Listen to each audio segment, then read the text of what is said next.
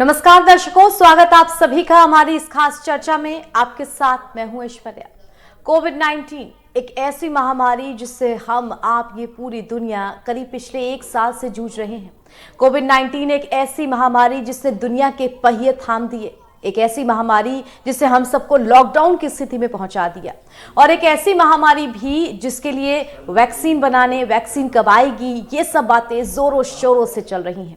लेकिन अब खुशखबरी इस बात की कि कोविड-19 की वैक्सीन जो कि ब्रिटेन में बनी है, उसे अनुमति मिल गई है कि वो जनता के बीच टेस्टिंग के तौर पर उपयोग की जाए।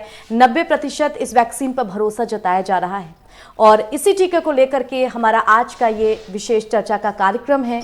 कोरोना वायरस, नया टीका, नई उम्मीद।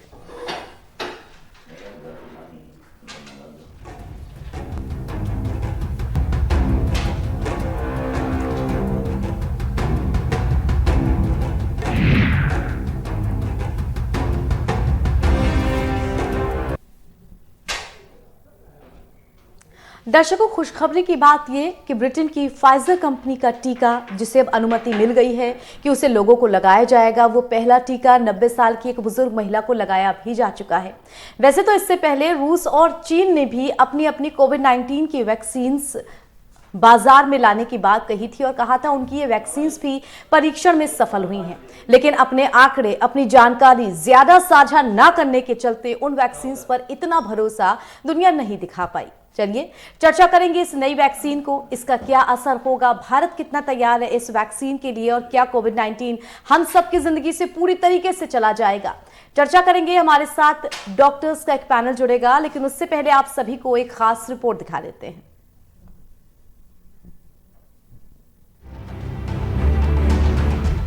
कोविड-19 की वैक्सीन को लेकर लगातार अच्छी खबरें आ रही हैं। दुनिया में कोरोना वायरस के संक्रमण से निपटने के लिए ब्रिटेन में वैक्सीन आ चुकी है, जिसके लिए उसे हरी झंडी भी मिल चुकी है।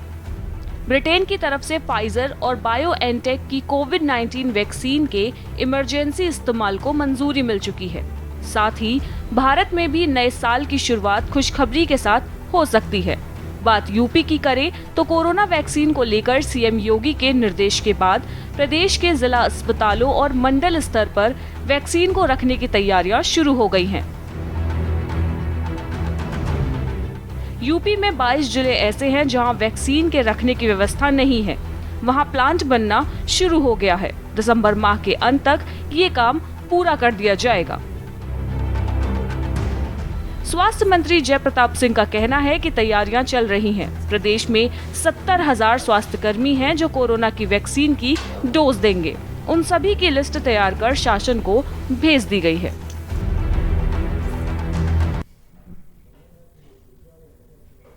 तो कोविड-19 का ये टीका कितनी उम्मीद लेकर के आया है, इसी पर आज हम चर्चा करेंगे। हमारे साथ जो मेहमान जुड़ गए हैं, आइए उनका परिचय आपसे करा देते हैं। हमारे साथ ex CMO doctor A K. Shukla ji जुड़े हुए हैं। डॉक्टर शुक्ला, बहुत बहुत स्वागत है हमारी इस खास चर्चा में। साथ ही हमारे साथ डॉक्टर टी.आर. यादव जी जुड़े हुए हैं, वरिष्ठ चिकित्सक हैं केजीएमयू से। Doctor TR. यादव जी, बहुत बहुत स्वागत आपका हमारी इस चर्चा में। हमारे साथ एसीएमओ मेरठ से डॉक्टर विश्वास चौधरी जी जुड़े हुए हैं। डॉक्टर विश्वास, बहुत बहुत स्वागत आपका हमारी इस चर्चा में। डॉक्टर शुक्ला, आपके साथ शुरुआत करेंगे हम। कोरोना वायरस, इसके टीके को लेकर के जब से ये महामारी आई है तब से ही लोग चाह रहे हैं कि जल्द से जल्द ये खत्म हो, एक ऐसा टीका आए जो कि इस महामारी को जड़ से हम सबसे दूर कर दे। इससे पहले रूस और चीन ने भी अपने अपने टीके बाजारों में लाने की बात कही, उनका परीक्षण सफल रहा है, इस बारे में बात कही। लेकिन लोगों के बीच एक संशय, एक असमंजस की स्थिति काफी ज्यादा बनी रही। हालांकि दूसरी तरफ ब्रिटेन की जो फाइजर कंपनी है, उसका टीका 90% सफल भी बताया जा रहा है, और इस बात को लेकर भी ये टीका काफी ज्यादा चर्चा में है कि उसने अपने सारे आंकड़े पारदर्शी रूप से जो नियामक संस्थाएं हैं उनके साथ साझा किए हैं। मतलब जो भी इस टीके को देश खरीदेगा या जहां भी टीके लगाए जाएंगे, उन लोगों को सभी जानकारियां इसकी प्राप्त हैं। ऐसे में इस टीके पर काफी ज्यादा भरोसा जताया जा रहा है। इस टीके को लेकर के सब में काफी ज्यादा उत्साह का माहौल है कि कोविड अब शायद जड़ से चला जाए। आप क्या सोचते हैं कि ये टीका अगर आएगा, ये टीका अगर भारत में आएगा, किस तरह से ये टीका लगेगा? क्या एक उम्मीद है, हम सबको एक पॉजिटिव उम्मीद रखनी चाहिए कि ये टीका असरदार साबित होगा? हाँ, मैं कहना चाहूँगा कि अगर टीका बन गया है, परीक्षणों में सफल पाया गया है और उसको हम ब्रॉड स्केल में यूज करने जा रहे हैं तो बड़ी अच्छी बात है।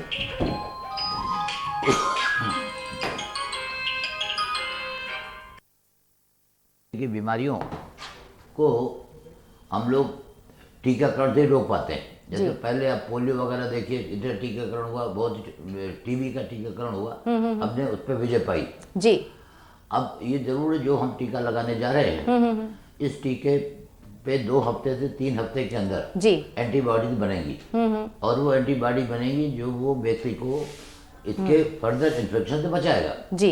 या ये कहना भी मैं जरूरी समझूंगा, जब टीका लगाया जाएगा हो सकता है कि उनको कुछ थोड़ा सा इन्फेक्शन हो, तकलीफ हो, थोड़े माइल्ड सिम्टम्स आ सकते हैं बुखार वगैरह के। ठीक है, इस टीके को लेकर के जरूर हम बातचीत करेंगे।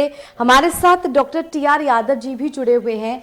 Doctor TR. यादव, आप तक मेरी आवाज पहुंच पा रही है? मेरी आवाज पहुंच पा जी, आवाज आ रही है।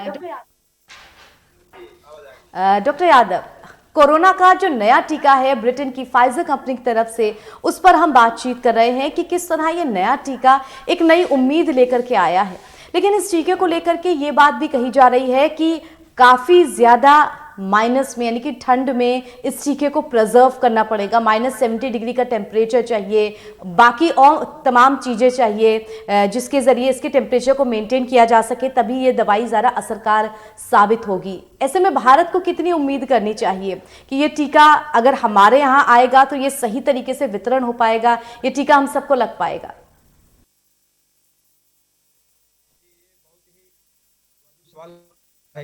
सवाल लगा जी।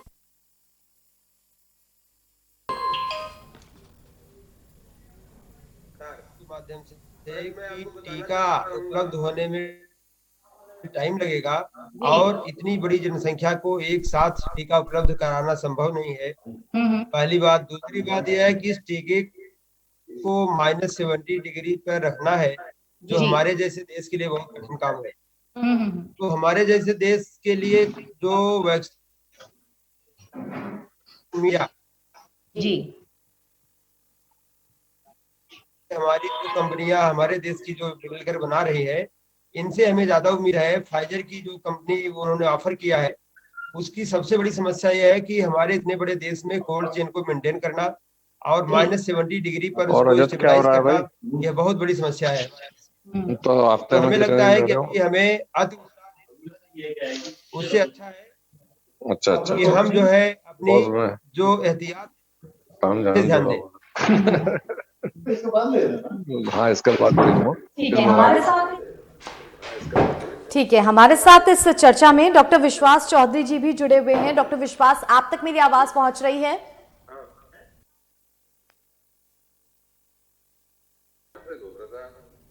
डॉक्टर विश्वास चौधरी जी, आप तक आवाज पहुंच रही है हमारी? डॉक्टर विश्वास चौधरी जी, चलिए एक बार फिर से डॉक्टर विश्वास चौधरी के पास जाने की कोशिश करेंगे। फिलहाल डॉक्टर ए.के. शुक्ला जी आपके पास वापस आते हैं। कोविड-19 जिस तरह से हमारे फेफड़ों पर ये संक्रमण फैलता है, फेफड़ों पर ये सबसे ज़्यादा असर करता है, ऊपर से वायु प्रदूषण भी सबसे ज़्यादा इस वक्त अपने चरम सीमा पर है। जैसे हम फॉग वगैरह चीज़ें देख रहे हैं। इससे ठीक पहले स्वाइन फ्लू भी थी, जिसको फेफड़ों और लंग्स से संबंधित थी, वो बीमारी थी, जिसे लेकर के कहा गया था कि ये भी अगर विकराल रूप लेगी तो धरती पर एक महामारी के रूप में सामने आएगी।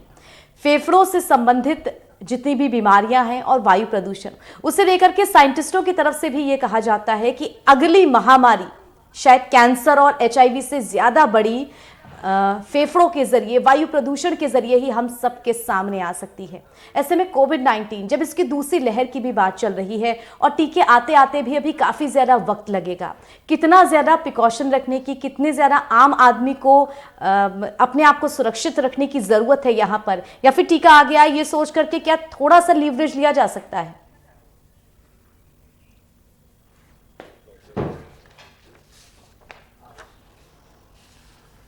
अभी जो आपने पूछा है, मैं कहना चाहूँगा कि ये महामारी तो है और पैंडेमिक है, पूरे विश्व स्तर पर फैली हुई है और इसका कोई स्पेसिफिक इलाज नहीं है। इसका सिम्टोमेटिक इलाज ही होता है। महामारी के साथ अच्छा ये भी है कि 80 से 85% लोग विदाउट सिम्टम्स के होते हैं या माइल्ड सिम्टम के होते हैं, वो ठीक भी हो जाते हैं। जी। ये भी मरीजों को देखने के बाद संज्ञान में आया कि जो एल्डरली हैं, जो उनको दूसरी कोमॉर्बिडिटीज हैं, डायबिटीज है, कैंसर है जी। या कुछ और हाइपरटेंशन है, ऐसे लोगों को ज़्यादा बचाव करने की आवश्यकता है। उनमें अगर ये इन्फेक्शन होता है तो वो खतरनाक हो सकता है। डॉक्टर शुक्ला, एक सवाल और, जिस तरह से छोटे बच्चों को जब पोलियो की वैक्सीन्स लगती थी, जो ओरल ड्रॉप्स के रूप में पिलाई जाती थी, वो वैक्सीन्स भी जो तमाम आंगनबाड़ी की कार्यकर्ता और लोग थे वो एक सर्टेन टेम्परेचर में प्रिजर्व करके लेके जाते थे। मतलब वैक्सीन्स के लिए जो टेम्परेचर होता है वो शायद बहुत ज़्यादा महत्वपूर्ण होता है। इस वैक्सीन के लिए भी बात कही जा रही है कि -70 डिग्री टेम्परेचर में इसको फ्रीज्ड रखना बहुत ज़्यादा ज़रूरी है। ये भारत के लिए और खासतौर से उत्तर प्रदेश के लिए बड़ा चैलेंज होगा। लेकिन इस वक्त सर्दियों का मौसम है, तो अगर वैक्सीन हमारे भारत में, उत्तर प्रदेश में अगर जनवरी के मौसम तक पहुंचती है तो शायद ये हमारे लिए प्लस पॉइंट या पॉजिटिव पॉइंट है कि टेम्परेचर भी अपने आप मेंटेन हो जाएगा, इतनी मेहनत नहीं करनी पड़ेगी। देखिए, जो हमारा टेम्परेचर होता है इवन जनवरी का, वो भी इतना सफिशिएंट नहीं होता। इस वैक्सीन के लिए जैसा कि लिटरेचर में लिखा है कि -70% 70 डिग्री तक टेम्परेचर में इसको प्रिजर्व करते हैं जी। लेकिन कुछ इनकी हाफ लाइफ होती है। जैसे मैंने इसको निकाला, मरीजों को लगाया, उस पीरियड में कितना टेम्परेचर होना चाहिए इसकी भी गाइडलाइंस हैं। उसको ज़्यादा देर हम लोग निकाल कर नहीं रख सकते, टेम्परेचर बढ़ेगा और इनएफेक्टिव हो जाएगी। तो ये तो गाइडलाइंस आएंगी, उसी के हिसाब से जब लगाने की व्यवस्था होगी, अस्पतालों को या प्राइवेट ऑर्गेनाइजेशन को अगर अलाउ किया जाएगा, उनको निर्देश भेजे जाएंगे। क्योंकि पहले भी बड़े बड़े टीकाकरण हुए। एक जमाना था पोलियो बड़ी गंभीर महामारी थी, बच्चे अफेक्टेड हो जाते थे। अब टीका बन गया है और ये हम लोगों को पूरी इस बात की उम्मीद है कि इससे हम पे काफ़ी हद तक इस पे हम कंट्रोल पा लेंगे। इसकी ये भी वार्ता चल रही है कि किस ग्रुप को लगाया जाए, किसको न लगाया जाए, किसको पहले लगाया जाए। अच्छा। इसमें भी ये तय किया गया है कि जो डॉक्टर्स हैं, नर्सेज हैं, हॉस्पिटल स्टाफ है, जो ट्रीटमेंट में लगे हुए हैं, उनको टारगेट ग्रुप बना करके पहले उनको लगाया जाएगा, उसके बाद दूसरे ससेप्टेबल केसेस को लगाया जाएगा।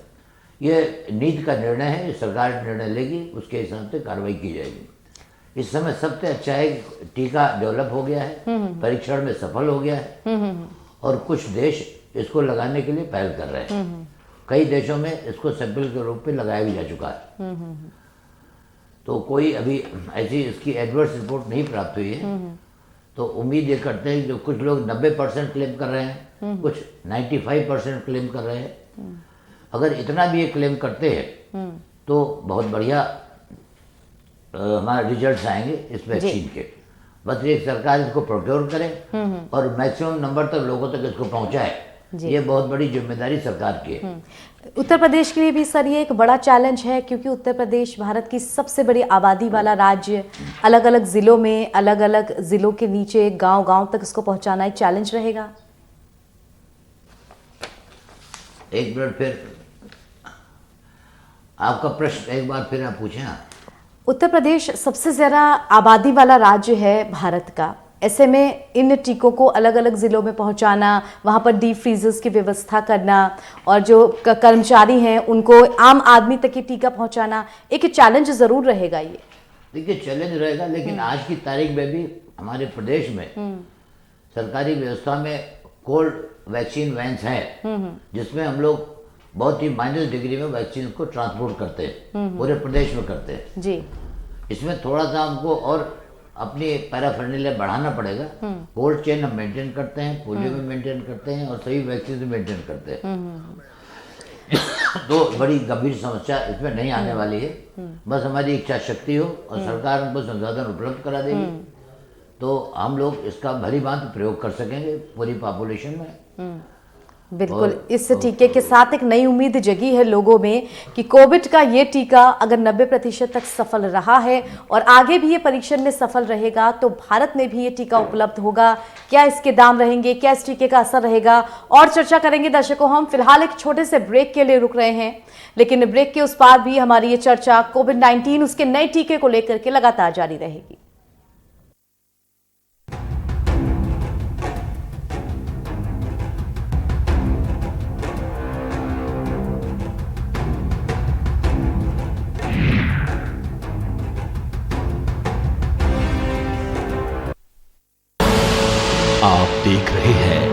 की न्यूज, खबरों का सारथी।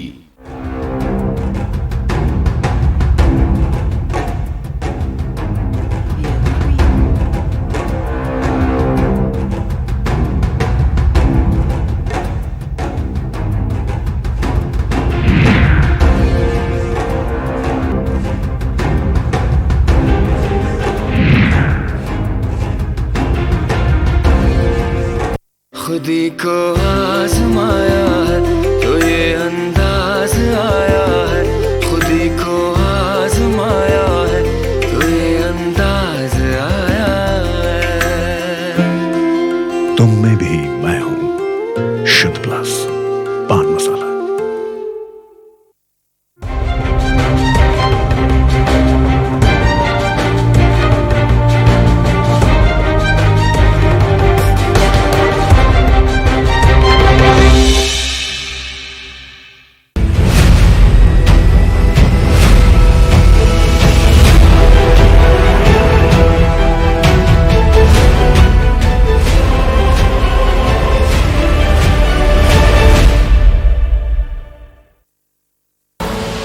आप देख रहे हैं की न्यूज, खबरों का सारथी।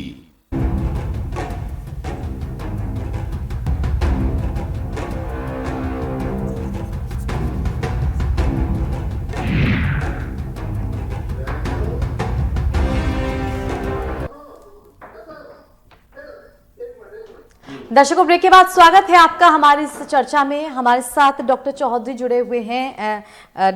डॉक्टर चौधरी, ब्रेक पर जाने से पहले हमने इस बात को लेकर के चर्चा की थी कि किस तरह कोविड का ये टीका एक सर्टेन टेम्परेचर में रखा जा सकेगा, क्या क्या समस्याएं आएंगी। लेकिन फिलहाल इस बात को लेकर भी चर्चा होनी चाहिए कि कितनी ज़्यादा पॉजिटिव तरीके से हम इस चीज़ को लें कि ये जो नया टीका फाइजर कंपनी का आया है, अगर ये भारत को भी उपलब्ध होगा, क्या नई उम्मीद है इस टीके को लेकर के लोगों को कि कितने % तक पॉजिटिवनेस रखनी चाहिए कि हाँ, कोविड-19 का ये टीका सफल होगा। ये बिल्कुल आपका वाजिब सवाल है। और देखिए, वैक्सीनेशन जो है वो बीमारी से पहले प्रोफाइलैक्सिस के लिए यूज किया जाता है।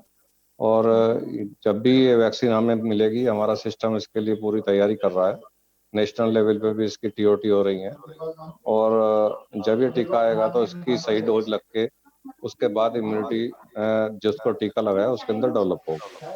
तब तक हमें बाकी चीज़ों के साथ साथ हमें एहतियात जो उसकी प्रिकॉशंस हैं, जो प्रिवेंशन हैं, मास्क, सोशल डिस्टेंसिंग, उनका भी पालन करते रहना होगा। डॉक्टर, ये टीका आएगा, इस टीके के कुछ साइड इफेक्ट्स भी हो सकते हैं, कुछ लोगों को और परेशानियां भी हो सकती हैं। क्या डॉक्टर्स इस चीज पर भी रिसर्च कर रहे हैं या इस चीज के लिए भी हमारी तैयारी हो रही है? उसकी एडवर्स इवेंट्स फॉलोइंग इम्यूनाइजेशन होते हैं हर वैक्सीन के, लेकिन जब ये वैक्सीन आएगी तो उसके साथ साथ ये भी बताया जाएगा कि क्या इसके दिक्कत हो सकती है और किस समय इसके लिए संपर्क करना होगा। ठीक है, हमारे साथ डॉक्टर टी.आर. यादव जी भी जुड़े हुए हैं। Doctor TR. यादव, इससे पहले अपने प्रश्न में हमने आपसे कोविड-19 का टीका, क्या क्या उस टीके को लेकर के तैयारी हो रही है, इन सब चीज़ों के बारे में जाना था।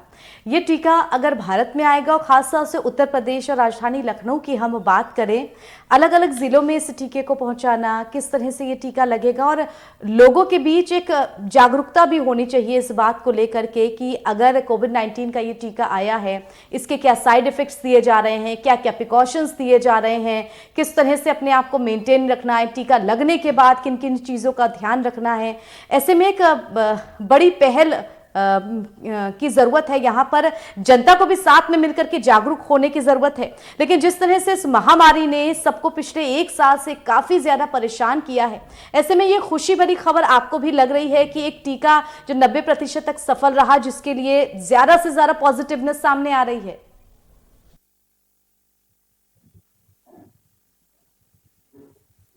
यह वैक्सीन बहुत ही अच्छी है और इफेक्टिव है, एफिकेसी अच्छा है, जैसा बताया जा रहा है फाइजर कंपनी से। लेकिन मैंने पहले भी बताया कि सबसे बड़ी समस्या इस वैक्सीन के साथ है, इसको स्टोर करने की समस्या है।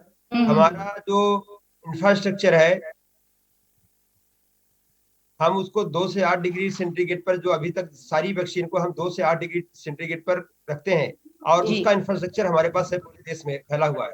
लेकिन -70 डिग्री पर मतलब डीप फ्रीजर वाली व्यवस्था, वो भी पेरीफेरी तक मेंटेन करना, हमारे पीएससी सीएससी तक मेंटेन करना, हमें लगता है प्रैक्टिकली संभव नहीं है और हमें थोड़ा और इंतजार करना चाहिए। और हमारी भारतीय कंपनियां सीरम और भारत बायोटेक ऐसी वैक्सीन लेकर आएंगी जो हमारे वातावरण पे, हमारे टेम्परेचर पर स्टेबल होगी और वह ज्यादा कारगर होगी। ठीक है, यह वैक्सीन आ गई है, पहले आ गई है, लेकिन सरकार का प्रयास होगा कि इस वैक्सीन को पहले हमारे यहाँ जो प्रायोरिटी बेसिस पर दिया जाएगा, जो डॉक्टर्स हैं, जो फ्रंट लाइन वर्कर्स हैं, सिस्टर्स हैं और पैरामेडिकल स्टाफ है, जो कि कोरोना वॉरियर्स हैं, उनको प्रायोरिटी बेसिस पर विशेष इंतजाम करके दिया जा सकता है।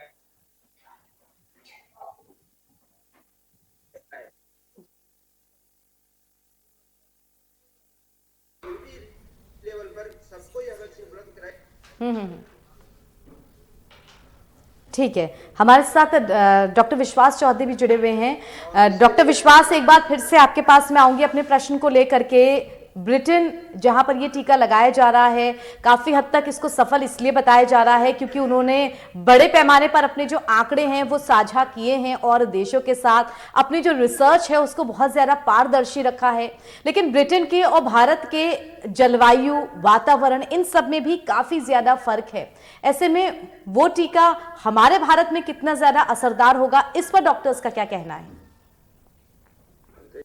होना है, इसकी हमारी तैयारियां इस समय चल रही हैं और इसमें अभी हम लोग स्पेस तैयार कर रहे हैं, नेशनल लेवल पे टीओटी हो रही हैं और कौन कौन सी जो भी वैक्सीन हमारे कंट्री में इस समय लॉन्च होंगी, जिनके टीके हमारे यहाँ पे जो वैक्सीन यूज होंगी, उसके बारे में सभी चीजें हमारे वैक्सीनेटर्स को और जनता को बताई जाएंगी, तब अकॉर्डिंगली इसका वैक्सीनेशन होगा। तो अभी ये कहना मुश्किल है कि कौन सी वैक्सीन आ रही है और उसमें जो है हम लोग जो है क्या साइड इफेक्ट्स होंगे और क्या उसके लिए है। अभी हम लोग उसके लिए स्टोरेज की तैयारी कर रहे हैं, उसका सॉफ्टवेयर तैयार कर रहे हैं जिससे कि हर पेशेंट का डाटा फीड किया जाए और जो है प्रारंभिक हम लोग अपनी मैन पावर चिन्हित कर रहे हैं, कितने वैक्सीनेटर्स हमें अपने जरूरत होंगी और प्रायोरिटी बनाई जा रही है कि फर्स्ट लेवल में अगर इतनी वैक्सीन आएगी तो हम लोग उसमें हेल्थ वर्कर्स जो हैं गवर्नमेंट के और प्राइवेट सेक्टर के जो फ्रंटलाइन वर्कर्स हैं उनको वैक्सीनेशन करेंगे, उसके बाद में उससे जुड़े हुए और लोग करेंगे, फिर हम जो है ओल्ड एज लोग जो हैं जो ज्यादा रिस्क पे हैं या कोमोर्बिडिटी वाले हैं उनको वैक्सीनेट करेंगे। तो उसी हिसाब से वैक्सीनेशन आगे बढ़ेगा। इस वैक्सीन को लेकर के अभी भी काफ़ी तैयारियां करने की ज़रूरत है, लेकिन खुशी इस बात की भी है कि इस वैक्सीन का जो ट्रायल है वो अब शुरू हो चुका है और बहुत ज़्यादा इस वैक्सीन को लेकर के पॉजिटिव रिजल्ट्स आने की उम्मीद है। फिलहाल हमारी ये चर्चा यहीं समाप्त करते हैं। डॉक्टर TR यादव जी, बहुत बहुत धन्यवाद हमारे साथ जुड़ने के लिए। डॉक्टर चौधरी, आपका भी बहुत बहुत धन्यवाद हमारे साथ जुड़ने के लिए। डॉक्टर शुक्ला, आपका भी बहुत धन्यवाद हमारे साथ जुड़ने के लिए। दर्शकों, कोविड-19 एक ऐसी महामारी जिसका दर्शकों को बहुत ही बेसब्री से इंतजार है कि कब इसकी वैक्सीन आए और कब लॉकडाउन जैसी परिस्थितियां, ये सारी समस्याएं जो हाल फिलहाल के महीनों में उत्पन्न हुई थी, उनसे हम हमेशा के लिए निजात पा लें। हमारी ये चर्चा यहीं समाप्त करते हैं। इजाजत दीजिए और देश दुनिया की तमाम खबरों के लिए जुड़े रहिए के न्यूज के साथ।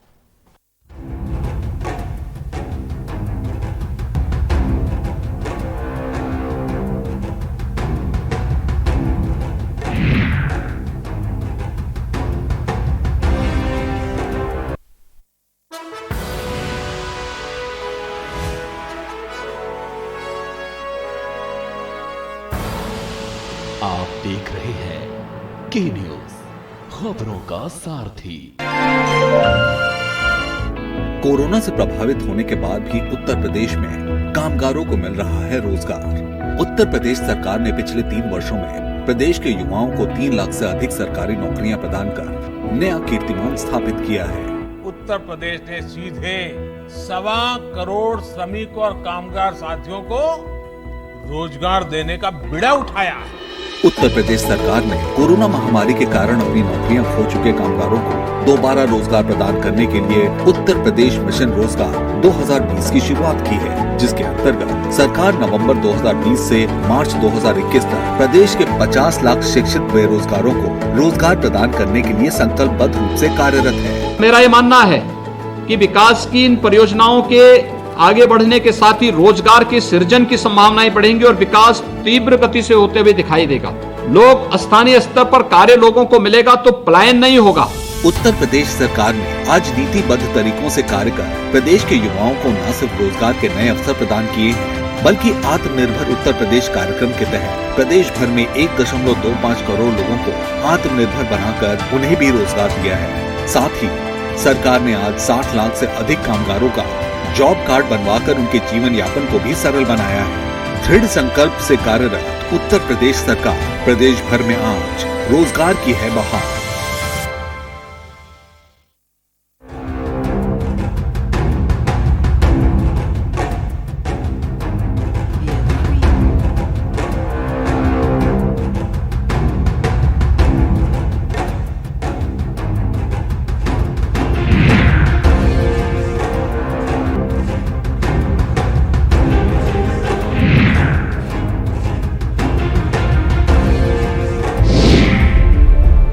क्या है भरण पोषण की परिभाषा?